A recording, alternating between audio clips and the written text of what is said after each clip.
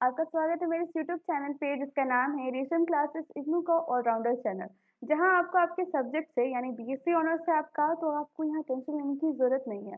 Zoology का पूरा entire syllabus मेरे पास है और आज हम बात करने वाले हैं मेंडल के इनहेरिटेंस लॉ के बारे में। फादर ऑफ जेनेटिक्स मेंडल्स को कहा जाता है। आपने ये नोट्स पढ़ा होगा अगर पहले, लेकिन हाँ, इतने अच्छे से नहीं पढ़ा होगा और इस वे में तो बिल्कुल भी नहीं, क्योंकि किताबी भाषा तो हम लिखते नहीं और जनरली किताबी भाषा से समझ भी नहीं आती। और मैं वादा करती हूँ कि आपको ये बहुत अच्छे से समझ भी आएगा और आपको एग्जाम में लिखने के लिए ईजी भी होगा। तो फ्रेंड्स, वीडियो के साथ लास्ट तक बने रहिएगा क्योंकि इसमें हम हर एक टॉपिक की जानकारी आपको देंगे। पहला चाहे वो मेंडल्स के लॉ के बारे में हो गया कि आखिर हमने कौन कौन से 4 लॉ बताए थे, उनने कैसे क्रॉस किया और क्रॉस करके प्रूफ किया, उस लॉ के बारे में बताएंगे। उसमें क्या क्या कमी रह गई जिसके बारे में ये अदर साइंटिस्ट ने क्या कहा।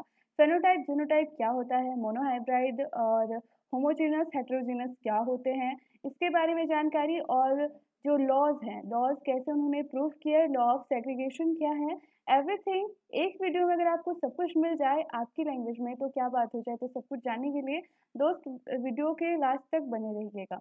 चलिए अब शुरुआत करते हैं मेंडल्स लॉ के बारे में। तो Mendel's law, law of genetics या फादर ऑफ जेनेटिक्स क्यों कहा गया है, क्यों कहा गया है, रीजन क्या है कि कैसे उन्होंने ये चीज को प्रूफ किया कि क्रॉस करके टॉलर ड्वार्फ की जेनेटिक एक दूसरे के एक से दूसरे तक जाती है। चलिए सबसे पहले हम मेंडल्स के बारे में, मेंडल के बारे में जानते हैं। मेंडल कौन थे? मेंडल का फुल नेम था George John Mendel. First full name of George John Mendel. और उनका लाइफ टाइम क्या था? उनका लाइफ टाइम 1822 से 1884 तक था उनका लाइफ टाइम। फ्रेंड्स, यहाँ मैं आपको एक बात और कहना चाहती हूँ कि आप जब इसे लिखना शुरू करें, लिखना जब आप इसे शुरू करें तो इसी वीडियो के साथ जैसे ही मैं यहाँ पे पूरा का पूरा डिस्कशन वीडियो ख़त्म करूँगी, आप इसे पॉज करके लिख सकते हो, मैं आपको वो भी प्रोवाइड कराऊंगी और यहाँ पे आप समझ भी सकते हो। तो जैसे कि एक इजी लैंग्वेज में समझिए, इसलिए आपके लिए आसान होगा और मैं चाहती हूँ जितना इजी आपके लिए बना पाऊँ। फर्स्ट पहले हम इससे बात करते हैं कि मेंडल्स लॉ। तो full name George John Mendel था। उनका लाइफ टाइम था 1822 से 1884 का। उनका बर्थ हुआ था ऑस्ट्रेलिया में। ऑस्ट्रेलिया में उनका 19th सेंचुरी में उनका बर्थ हुआ था और उसको फादर ऑफ जेनेटिक्स कहते थे। उन्होंने by the help of pea plant he was able to formulated some law, जिसे मेंडल्स लॉ कहते हैं। Inheritance of law of heredity, inheritance और लॉ ऑफ हेरिडिटी भी कहा जाता है। ये सारी बातें हो गई। एक पी प्लांट के जरिए उन्होंने ये फॉर्मूला किया, फॉर्मुलेटेड किया और कुछ लॉ बताया जिससे उन्होंने ये प्रूफ किया कि हेरिडिटी जो होती है, अनुवांशिकता, वो एक जनरेशन से दूसरे जनरेशन तक पास होती है। इस बारे में उन्होंने कहा और उनको प्रूफ करने के लिए एक मटर का प्लांट उन्होंने लिया और उससे ये प्रूफ किया। कैसे प्रूफ किया आगे हम जानेंगे। मेंडल्स लॉ फिर से डिस्कवर्ड किया गया। Mendel's law were again discovered by Hugo de Vries, Carl Correns के द्वारा फिर से उन्होंने ये जो कुछ कमी रह गई थी उसको फिर से उन्होंने कहा, लेकिन स्टार्टिंग तो मेंडल्स ने की थी, इसीलिए उनका ही नाम सबसे पहले यहाँ पे आता है। उसके बाद हम यहाँ कहेंगे एक्सपेरिमेंट किया बहुत सारा। उसके बाद फरवरी 1864 में उन्होंने तो यानी मेंडल्स ने किया। आफ्टर दैट जो हमारे ये थे क्या नाम था, another scientist which name is, ये तीनों ह्यूजो डेवरिस वगैरह जो भी थे, उन्होंने फिर से इसमें वर्क स्टार्ट किया और ये प्रूफ किया कि प्लांट के द्वारा ये प्रूफ किया उसके लॉ के बारे में। लेकिन उनके बारे में इतना ध्यान ना देके रिसर्च के बारे में सिर्फ ये बताया गया कि मेंडल्स के लॉ को ही लिया गया। मेंडल्स लॉ का जो 2 पार्ट में डिवाइडेड होता है। अब डिवाइडेड किस पार्ट में है? पहला है experiment of Mendel and second is law of Mendel's. Experiment of Mendel क्या था उसके बारे में बात करते हैं। फ्रेंड्स, एक्सपेरिमेंट ऑफ मेंडल ये था कि he had done his experiment on Pisum sativum. Pisum sativum कहने का मतलब है पी। पी का साइंटिफिक नेम होता है पाइजम सेटिवम। पी एक एडिक्वेट मटेरियल प्लांट था, इस वजह से इसे लिया गया। उसमें क्या-क्या उसका गुण था, क्या-क्या क्वालिटीज़ थी, जिसकी वज़ह से उसे चुना गया। तो ये 3-4 जो क्वालिटीज़ है 5, इसकी वज़ह से उसे चुना गया। पहला कि उसका लाइफ़ साइकिल शॉर्ट होता है, शॉर्ट लाइफ़ साइकिल, उसमें बाइसेक्सुअल फ्लावर्स होते हैं, सेल्फ पॉलिनेशन होता है, ईज़ी हाइब्रिडाइज़ेशन होता है, कॉन्ट्रास्ट कैरेक्टर भी होते हैं। ये सारी चीज़ों की वजह से ही उसे जो है चुना गया था। उसे ही चुना गया, मेंडल्स ने चुना उसे, और उसने स्टडी करने के लिए 7 pair of alleles of Pisum sativum लिए। Mendel studies pair character at a time, एक कैरेक्टर को उन्होंने एक बार ही स्टडी किया था, यानी उन्होंने स्टडी हर एक बार अलग अलग सेपरेशन करके किया। सबसे पहले उन्होंने 7 पेयर लिए थे, 7 पेयर, उन्होंने 7 जोड़ा मटर का प्लांट लिया, और मटर का प्लांट लेके हर एक बार अलग अलग एक्सपेरिमेंट किए, यानी 7 पेयर 7 टाइम एक्सपेरिमेंट। और उन्होंने एक्सपेरिमेंट को क्या कहा, मोनोहाइब्रिड क्रॉस और डाईहाइब्रिड क्रॉस। उसका एक्सपेरिमेंट जो था वो उन्होंने मोनोहाइब्रिड और डाईहाइब्रिड क्रॉस के नाम से जाना। अब यहाँ पे हम कैरेक्टर आपको शो करते हैं कि कौन कौन से कैरेक्टर से क्या क्या डोमिनेंट और रिसीविंग होता है। पहला उन्होंने लेंथ ऑफ प्लांट कैरेक्टर, तो ये चीज़ जो है, ये सारे कैरेक्टर्स उभर के आए और ये सारी चीज़ में डिफरेंस उन्होंने पाया। जैसे कि length of character, tall, dwarf. पहले डोमिनेंट, अगर यहाँ पे डोमिनेंट इसलिए शो किया गया रिसीविंग कि क्या क्या होता है। पहले टॉल, ड्वार्फ, एलेक्सरे और टर्मिनल, ग्रीन और येलो प्लांट पे। शेप ऑफ पॉड हो जाता है smooth wall, constricted wall, shape of seed changes होते हैं, बहुत सारे चेंजेस हो जाते हैं। से राउंड शेड वाला मटर आपने देखा होगा, कभी देखा होगा रिंकल वाला, जिसमें सिकुड़न होती है। कोई ग्रे कलर के होते हैं और कोई तो पूरे पीला कलर का जो होता है, पूरे पीले कलर के होते हैं।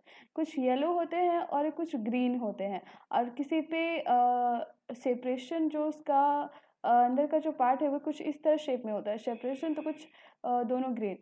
कोटिलेडन, मोनिकोटिलेडन एंड डाइकोटिलेडन के बारे में आप तो जानते होंगे, तो कुछ कलर ऑफ कोटिलेडन अलग अलग होते थे। अब इतनी सारी चीज़ उन्होंने कहा, और उसके बाद मोनोहाइब्रिड क्रॉस क्या है। अब हम आते हैं मोनोहाइब्रिड क्रॉस क्या है। फ्रेंड्स, हम इस वीडियो पे मोनोहाइब्रिड और डाइहाइब्रिड क्रॉस के बारे में ही चर्चा करेंगे, और फिर अगले वीडियो में जानेंगे कि कौन से उन्होंने इनहेरिटेंस के 4 लॉ दिए, क्योंकि मोनोहाइब्रिड क्रॉस भी उनके एक्सपेरिमेंट का एक लॉ ही था, उन्होंने प्रूफ किया। इसके बारे में भी जानना उतना ही ज़रूरी है, क्योंकि परीक्षा में ये प्रश्न बहुत बार पूछ लिया जाता है। तो चलिए सबसे पहले हम जानते हैं कि आखिर मोनोहाइब्रिड क्रॉस क्या था। जैसा कि आपको नाम से ही पता चल रहा होगा कि monohybrid cross was the mono mean single hybrid, यानी एक पेयर के साथ उन्होंने क्रॉस किया। इस क्रॉस में एक पेयर पाइजम सेटिमम का स्टडी हुआ was tall and dwarf character, यानी टॉल और ड्वार्फ कैरेक्टर के साथ उन्होंने इसका स्टार्टिंग की।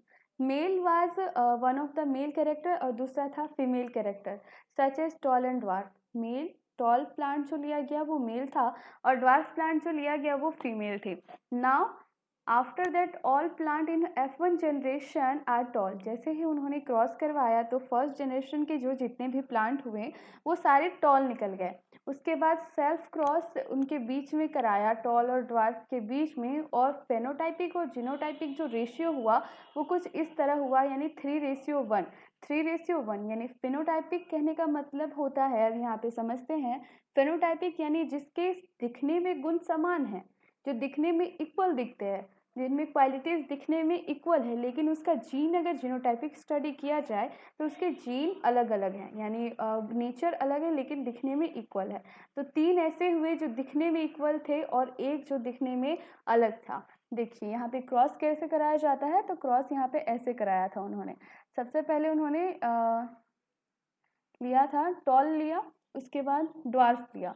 टॉल और ड्वार्फ लेने के बाद उन्होंने इस पे जब क्रॉस कराया तो F1 जनरेशन में टॉल प्लांट निकला, टॉल प्लांट निकला।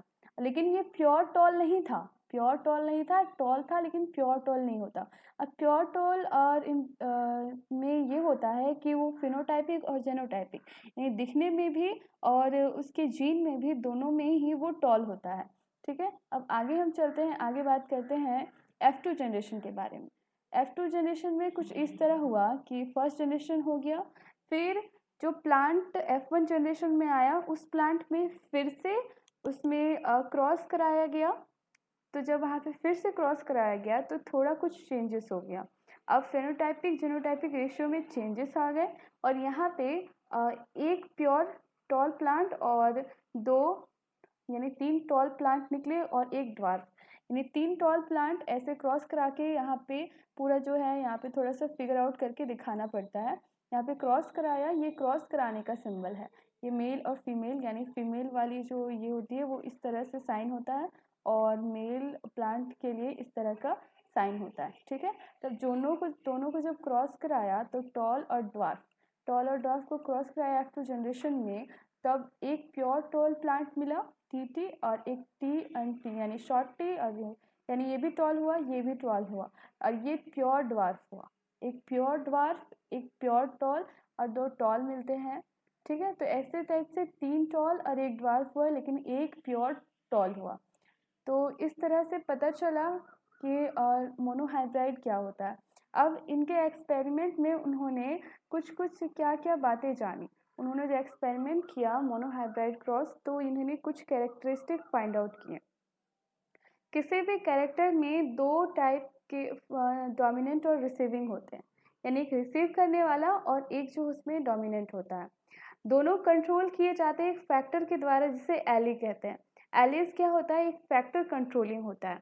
डोमिनेंट एलिस इफेक्ट करता है रिसीविंग एली को, इसीलिए उसे डोमिनेंट कम्ड आउट, इसलिए डोमिनेंट आ जाता है। यानी 2 चीज़ है, एक पॉजिटिव एक नेगेटिव, लेकिन जो जिस पे ज़्यादा इफेक्ट कर पाया, जिसका एली ज़्यादा स्ट्रांग है तो जनरली डोमिनेंट होता है, जो रिसीविंग पे इफेक्ट करता है उस पर असर दिखता है। F1 जनरेशन में सारे प्लांट जो है टॉल हुआ। First both alleles such as tall और ड्वार्फ फिक्स्ड रेशियो में, ये रेशियो था 3:1 का ratio, phenotypic ratio 1:1 in genotypic ratio. Plant इस तरह से उन्होंने पाया कि 2 टाइप के प्लांट होते हैं। पूरे एक्सपेरिमेंट पर उन्होंने पाया कि होमोजेनस और हेट्रोजेनस 2 टाइप के प्लांट होते हैं। होमोजेनस जिसके दोनों एलिस इक्वल होते हैं, और हेट्रोजेनस जिसका 1 एली डोमिनेंट होता है और दूसरा एली जो होता है वो रिसेसिव होता है, यानी जो रिसीव करने वाला। तो इस तरह उन्होंने पाया होमोजेनस और हेट्रोजेनस। आई होप आपको होमोजेनस और हेट्रोजेनस के बारे में यहाँ पे क्लियरिफिकेशन हो गई होगी। अब हम बात करते हैं दूसरे यानी मोनोहाइब्रिड क्रॉस के बारे में एंड डाइहाइब्रिड क्रॉस के बारे में। तो डाइहाइब्रिड क्रॉस क्या था? In this cross 2 pair contrast character का स्टडी किया गया as tall round and dwarf wrinkle. Dihybrid cross में पी प्लांट से लिया गया tall round and dwarf wrinkle. जब दोनों को कैरेक्टरिस्टिक को क्रॉस कराया गया, then self cross done between them, पहले क्रॉस कराया गया फिर सेल्फ क्रॉस कराया गया, तो जो फेनोटाइपिक और जीनोटाइपिक रेशियो निकल के आया 9:3:3:1 ऐसा कुछ रेशियो निकल के आया। लेकिन जब उसके जीन पे देखा गया तो रेशियो कुछ इस तरह था। इस एक्सपेरिमेंट में 4 होमोजेनस और 12 हेट्रोजेनस प्लांट ऑब्टेन किए गए। फर्दर जनरेशन में यानी जैसे ही आगे जनरेशन में जाते हैं तो रेशियो जो है चेंज हो जाता है, यानी पहले सेल्फ क्रॉस कराया फिर क्रॉस कराया फिर क्रॉस कराया, ऐसे जो साइकिल जो चलाया उन्होंने, तो जो जनरेशन साइकिल जो होती है वो चेंज होती गई और सब पे जेनोटाइपिक रेशियो अलग अलग होते गए। अब यहाँ पे इन्होंने क्रॉस कैसे करवाया उस क्रॉस के बारे में आपको दिखा देती हूँ।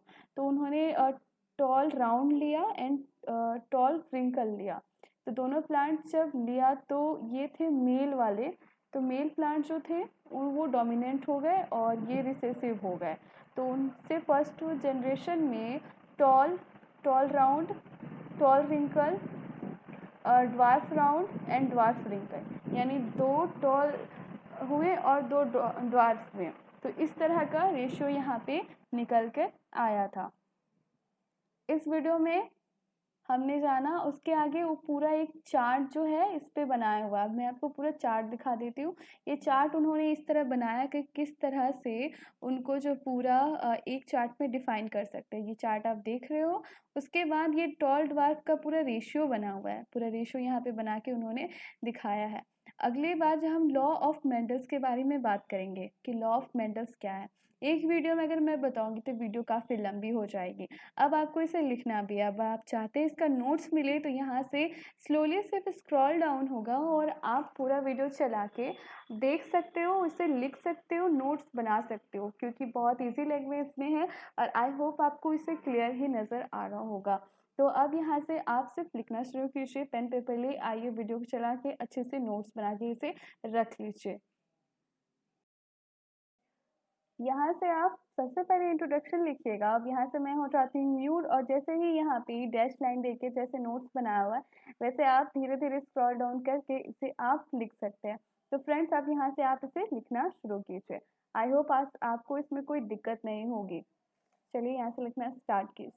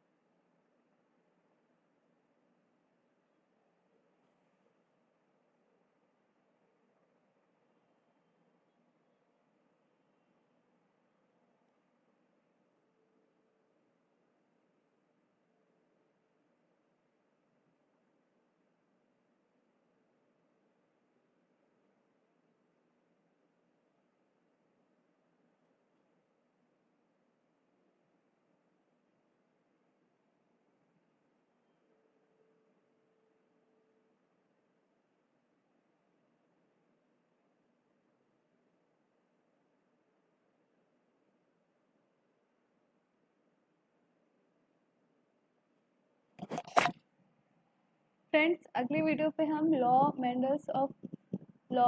मेंडल्स के बारे में जानेंगे। तो अगली वीडियो पे फिर आप एक अपना नया नोट्स लिखने के लिए रेडी हो जाइए और चैनल को जल्दी से लाइक कीजिए, शेयर कीजिए, वीडियोस को सब्सक्राइब कीजिए, बेल आइकन ज़रूर प्रेस कीजिएगा ताकि आपको एक भी नोट्स छूटे नहीं, एक भी वीडियो ना छूटे आपका। और मिस ना करने के लिए साथ ही आपको जिस भी टॉपिक पे चाहिए उस टॉपिक पे आप नीचे कमेंट बॉक्स पे कमेंट करके बता सकते हैं। मैं उस टॉपिक पे आपके लिए नोट्स लेके आऊँगी। तो इसी के साथ इस वीडियो में बस इतना ही। Thank you for watching my this video और ज़रूर लाइक करके जाइएगा। धन्यवाद।